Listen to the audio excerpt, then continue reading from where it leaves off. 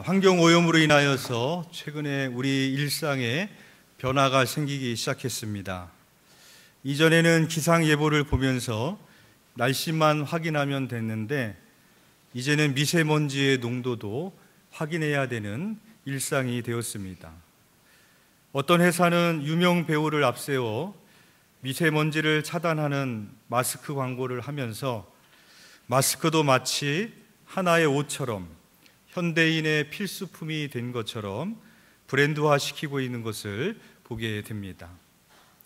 지난해 11월에는 식품의약품안전처에서 휴대용 공기 산소 제품의 판매를 허가하였습니다.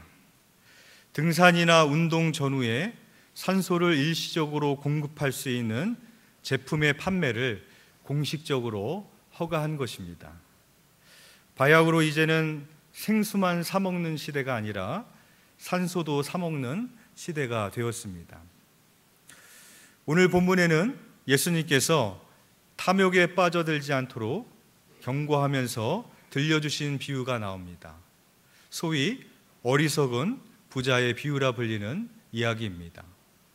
오늘 본문 13절에 보면 무리 중에 한 사람이 예수님께 나와 내 형을 명하여 유산을 나와 나누게 하소서라고 시작되어 있습니다. 예수님께서 그 이후에 이 어리석은 부자의 비유를 들었다는 것을 감안해 봤을 때 이 사람에게 탐심이 있었다는 것을 보게 되어집니다. 부모로부터 유산을 받았을 때 그 유산에 대한 마음이 또 형제 간의 갈등을 일으켰을 것이고 또 그것으로 인하여서 예수님께서 주고 계신 그런 비유의 말씀인 것입니다. 예수님께서 이 비유에 대해서 말씀하신 것을 보면 한 부자가 밭에 소출이 풍성한 것을 보면서 이렇게 생각을 합니다. 17절에 보면 심중에 생각하여 이르되 내가 곡식 쌓아둘 곳이 없으니 어찌할꼬, 그렇게 속으로 생각을 합니다. 아마도 이 부자는 많은 수입을 창출해낸 것 같습니다. 그래서 곡식과 물건을 쌓아둘 곳이 없을 정도로 많은 것을 벌어들였습니다. 나도 언제쯤 이런 고민 좀 해보나. 그렇죠. 곡식과 물건을 쌓아둘 곳이 없어서 고민하고 있는, 우리하고 어찌 보면 참 거리가 먼 행복한 그런 고민인지 모르겠습니다. 그래서 부자가 또 이렇게 생각합니다. 18절에 보면 또 이르되 내가 이렇게 하리라. 내 곡간을 헐고 더 크게 짓고 내 모든 곡식과 물건을 거기 쌓아두리라. 이미 이 부자는 자기가 먹고도 남을 충분한 양식이 있었습니다. 그러나 인간의 욕심은 끝이 없는 법이죠. 기존의 멀쩡한 곡간을 헐어버리고 더 크게 곡간을 지어서 거기다가 모든 곡식과 물건을 쌓아두자는 것입니다. 오늘 우리가 이 비유의 말씀을 어리석은 부자의 비유로 보지 않는다면 오늘날 자본주의 시대를 살아가는 우리들에게 어찌 보면은 당연한 일인 것처럼 보여질지도 모르겠습니다. 물건과 재산을 쌓아둘 곳이 없다면, 수입이 계속 늘어나고 있다면 더 크게 늘려야 되는 것이고, 공장도 더 크게 져야 되는 것이고, 창고도 늘려야 되는 것이 자본주의 시대를 살아가고 있는 우리들에게 당연한 것처럼 보일지도 모르겠습니다. 그러나 오늘 이 말씀이 단순히 이 어리석은 부자가 단순히 돈이 많은 사람만을 의미하는 것이 아님을 깨닫게 되어집니다.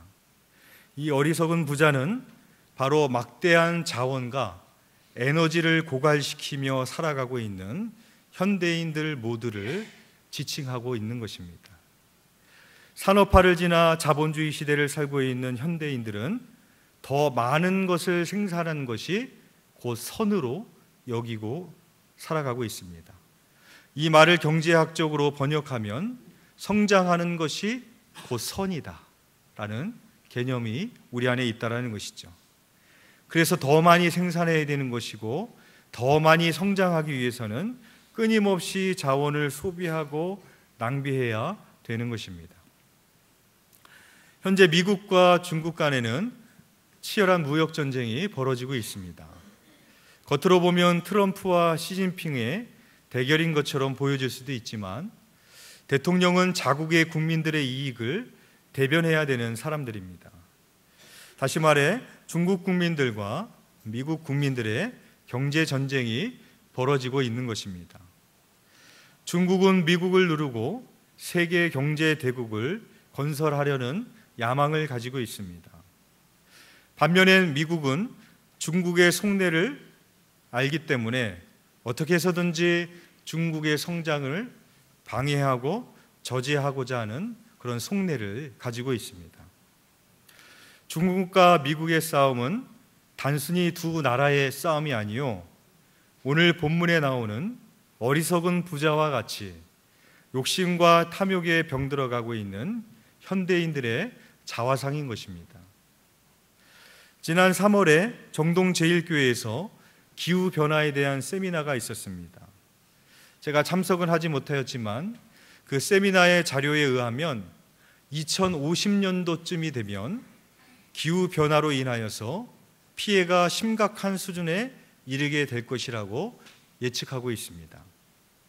작년에 폭염을 경험한 우리로서도 충분히 예측 가능한 그런 일일 것입니다. 그러나 현재의 상황이 더 암울하게 느껴질 수밖에 없는 이유는 어떤 기사에 보니까 중국은 2050년도까지 미국을 제치고 세계 경제대국 1위에 오르는 것을 목표로 삼고 가고 있다라는 그런 기사를 봤습니다. 똑같은 2050년도입니다. 한쪽에서는 환경오염으로 인하여서 닥쳐올 재앙에 대해서 경고하고 있지만 한쪽에서는 그 2050년도까지 어떻게 해서든 세계 경제 대국 1위가 되고자 하는 치열한 싸움이 벌어지고 있는 것이 오늘날 우리가 살아가고 있는 이 국제 정세라는 것입니다. 앞으로 다가올 환경의 재앙을 생각한다면 미국과 중국이 하나가 되어 미래의 환경 재앙을 막기 위해 앞장서는 것도 모자랄 판이지만 지금의 현실은 그렇지 못합니다. 마치 당장 앞에 있는 재앙을 보지 못합니다. 그것이 얼마나 크고 무서운 일인지를 느끼지 못하고 있습니다. 다만 현재의 욕심에만, 눈앞에 보여있는 그 욕심에만 사로잡혀 있는 모습은 오늘 본문에 나오는 어리석은 부자의 모습과 매우 흡사해 보이는 것입니다.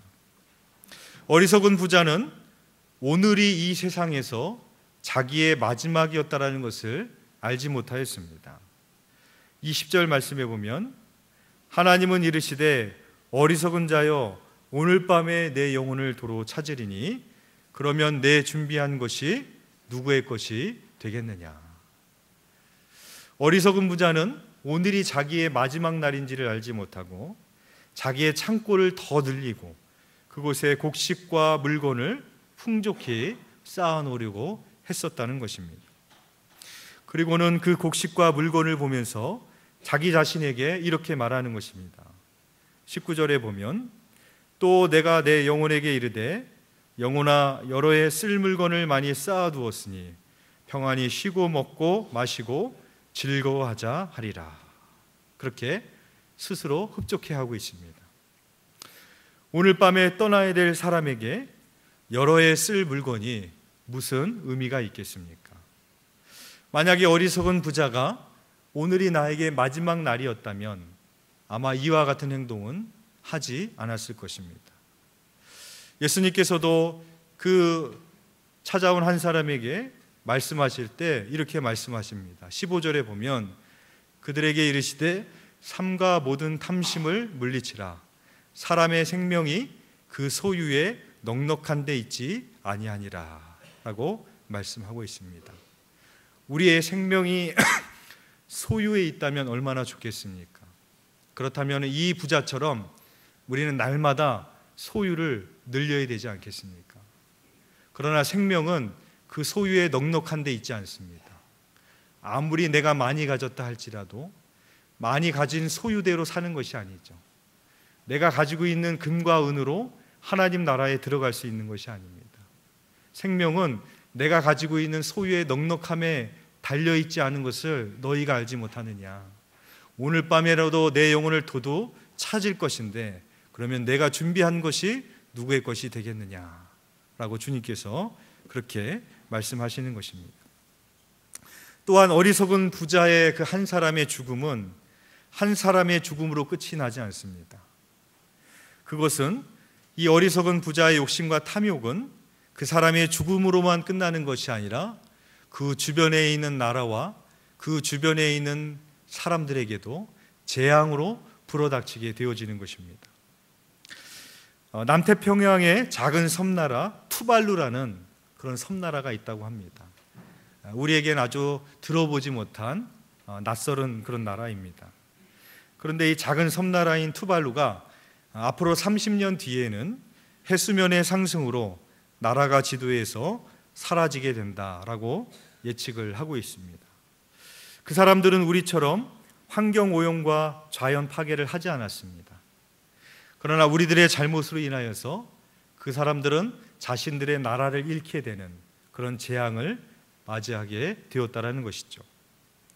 한국의 미세먼지의 74%는 중국의 오염물질이 북서풍을 타고 오는 것에서 기인한다고 합니다.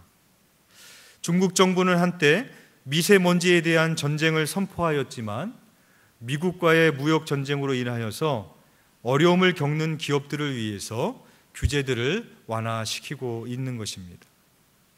이처럼 어리석은 부자의 욕심은 그 한 사람의 재앙으로 끝나는 것이 아니라 주변의 나라들로 주변의 사람들에게 재앙으로 불어닥치게 되는 것을 우리는 보아야 할 것입니다. 그렇다면 이 시대를 살아가고 있는 하나님의 백성들은, 우리들은 어떻게 살아야 되겠습니까? 어리석은 부자의 비유 다음에 나오는 예수님의 말씀에서 찾아볼 수 있습니다. 22절에 이렇게 기록합니다. 또 제자들에게 이르시되 그러므로 내가 너희에게 이르노니 너희 목숨을 위하여 무엇을 먹을까 몸을 위하여 무엇을 입을까 염려하지 말라라고 말씀하십니다. 그것은 바로 무엇을 먹을까 무엇을 입을까 하는 걱정이 아니라 하나님 나라의 의를 위하여 선택을 하며 살아가는 믿음을 주님께서 말씀하고 계시는 것입니다. 아무리 하나님 백성이라 하더라도 현대를 살아가는 우리들이 어떻게 일회용품을 쓰지 않을 수 있을 것이고 어떻게 자원을 전혀 낭비하지 않고 살 수 있겠습니까? 어쩔 수 없는 현실입니다. 그러나 하지만 오늘 본문에서 우리가 깨달아야 될 것은 하나님 나라 백성들의 관심사는 무엇을 먹을까, 무엇을 입을까, 어떻게 하면 창고를 늘릴까, 어떻게 하면 그 창고에 무엇을 더 쌓아놓을 수 있을까, 거기에 있어서는 안 된다는 것입니다. 하나님 나라의 백성이라면 하나님 나라가 이 땅에 임하기를 위하여 기도하며 하나님의 뜻을 이루는 삶을 살아가야 될 것임을 예수님께서 우리들에게 말씀하고 계시는 것입니다. 종로에 가면은 미국 대사관이 있습니다. 미국 대사관은 공간적으로는 한국 땅에 있습니다. 그러나 그곳은 엄연히 말하면 미국 땅입니다. 왜냐하면 그곳에서는 한국 법이 아니라 미국의 법이 적용되기 때문에 그렇습니다. 그러면 저와 여러분들이 하나님 나라의 시민이 됐다는 의미도 똑같은 의미가 되어집니다. 여러분들은 하나님 나라 시민이십니까? 아멘이시죠? 그럼 어떻게 사셔야 되는가 하면 우리 몸은 공간적으로는 이 땅에서 살아가지만 하나님의 말씀과 통치 가운데 살아가는 사람이 하나님 백성이요 하나님 시민이라는 것입니다. 미국 국민은 무엇으로 증명이 되어지는가? 미국 시민이 되면은 시민권이 나오죠. 마찬가지로 하늘나라 시민에도 증거가 있습니다. 그것은 무엇인가 하면은 성령입니다. 하늘 시민권자에게는 하나님께서 성령을 선물로 주십니다. 따라서 하늘나라 시민으로 살아간다는 것은 무엇인가 하면 우리에게 주신 성령의 인도하심을 따라 살아가는 삶입니다. 내 뜻대로 사는 삶이 아니라 내 욕심대로 사는 삶이 아니라 내가 나를 쳐서 주께 복종시켜서 하나님의 말씀 뜻대로 살고 성령님의 인도하심을 따라 성령님께 순종하며 사는 삶, 그것이 바로 이 세상 사람들과 구별되어져야 될 하나님 나라의 백성의 특징이라는 것입니다. 한국 국민은 한국의 이익과 자기의 이익을 위해서 살아갈 것입니다. 그러나 하늘나라 시민은 자기의 이익을 도모하는 사람이 아니요 하나님의 뜻을 위해서 살아가는 사람들입니다. 따라서 여러분들은 한국 국민이기 이전에 하늘나라 시민임을 잊지 마셔야 됩니다.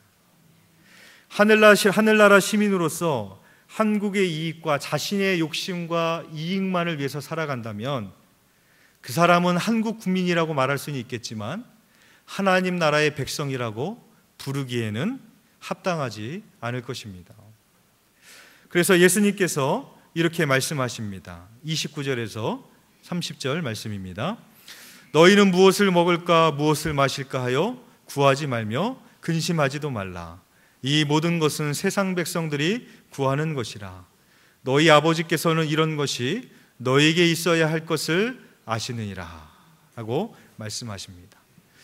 우리가 어찌 먹고 마시고 필요한 것을 하나님 앞에 구하지 않을 수 있겠어요? 전혀 그런 것들을 구하지도 말아라, 그런 의미로 말씀하시는 것이 아닙니다. 이 의미는 무엇인가 하면은 우리의 주된 관심사가 뭐냐는 것이죠. 무엇을 먹을까, 무엇을 마실까, 이 모든 것은 세상 백성들이 구하는 것이라는 것입니다. 하나님 나라 백성들이 구하는 것이 아니라 이 세상 백성들의 관심사라는 것입니다. 성경에서 말하자면 이방인들이 구하는 것이다 라고 주님께서 말씀하시는 것입니다. 따라서 하나님 나라 백성으로 살아가는 사람들의 관심사는 하나님의 뜻에 순종하는 것이고 그 하나님의 나라가 이 땅에 실현되는 것, 그것이 우리의 주된 관심사가 되어져야 될 것임을 말씀하고 있습니다. 따라서 하나님 나라가 이 땅에 이루어지는 삶을 살아가야 되는데 그것이 무엇인가? 주제에 따라서 정의가 달라질 수 있을 것입니다. 그렇다면 오늘 주제인 환경이라는 주제로 생각해 봤을 때 하나님 나라가 이 땅에 임하는 것은 무엇인가? 그것은 바로 하나님께서 태초에 창조하신 세상을 유지하고 보존해서 그것을 지켜가는 청지기적 삶을 말하는 것입니다. 이런 의미에서 예수님을 따른 우리 기독교인들은 창조 질서의 회복과 보존을 위해서 부름을 받은 것입니다. 또한 오늘 본문의 이 어리석은 부자의 비유를 보시면서 오늘 이 말씀을 들으시면서 환경 보호하라는구나, 물 아껴 쓰라고 그러는 거구나, 전기 절약하라고 그러는 거구나, 그런 차원에서 머무시면 안 됩니다.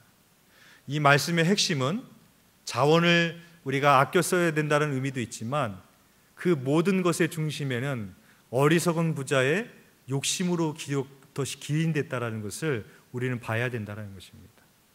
어리석은 부자의 탐욕으로부터, 욕심으로부터 이 모든 것들이 시작됐다는 것을 우리는 목도해야 되는 것입니다. 자본주의 시대와 편리한 문명 시대를 살아가는 현대인들로서 우리도 어리석은 부자처럼 인생의 행복과 삶의 목표를 자칫 성장하는 것에 두고 살기 쉽습니다.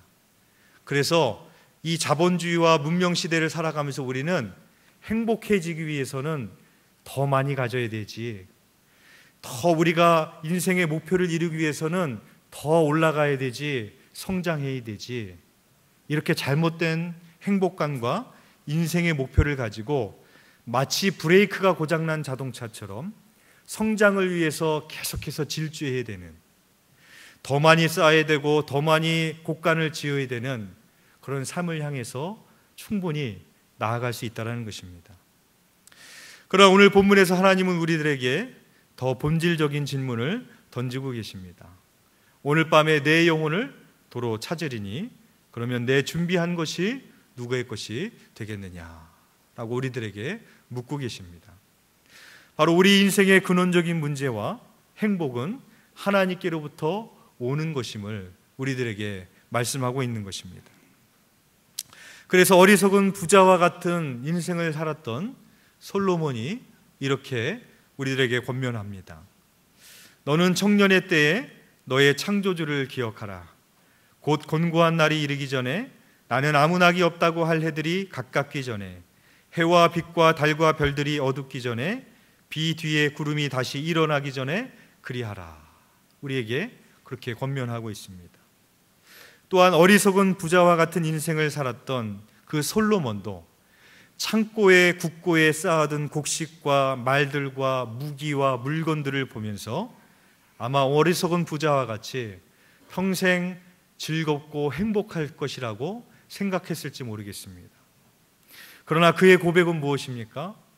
모든 것은 헛되고 헛되며 헛되도다 라는 고백으로 끝이 나고 있는 것을 보게 되어집니다.